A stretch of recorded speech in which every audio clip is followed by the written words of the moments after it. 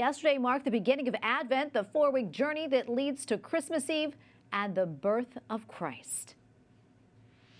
Joining us now is Father Cristian Mendoza, professor of Catholic Social Doctrine at the Pontifical University of the Holy Cross in Rome. Father, welcome back. Great to see you. Can you tell us a little bit more about Advent and its historical origins? Thank you very much for today. And of course, it's my pleasure. Advent, as you know, is a word that we use because we translated it from Greek. Parousia is the Greek word to explain Adventus in Latin, that is the coming. It was not actually a Christian word.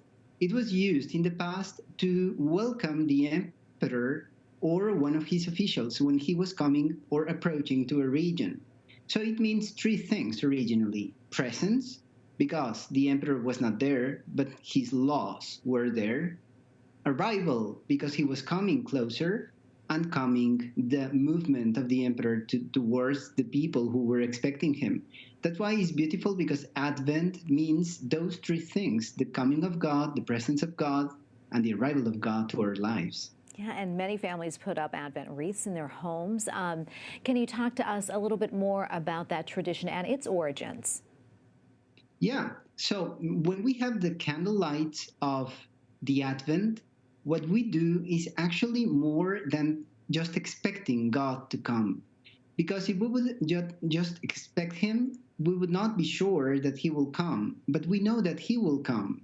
So it's more an act of hope, and the light means what will happen in Christmas, that God is born in the middle of the world when the history was in the middle of its way towards fulfillment.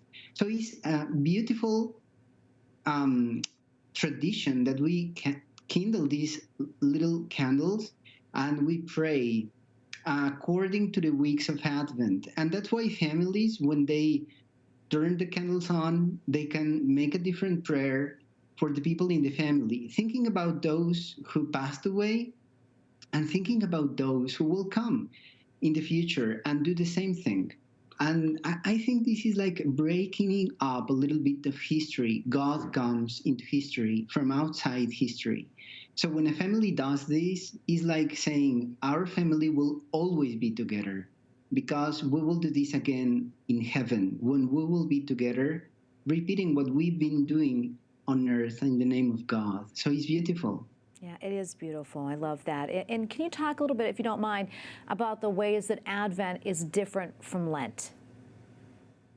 Yeah, Lent is recalling this long time of the people of Israel in the desert, that they were walking because they were looking forward the promised land.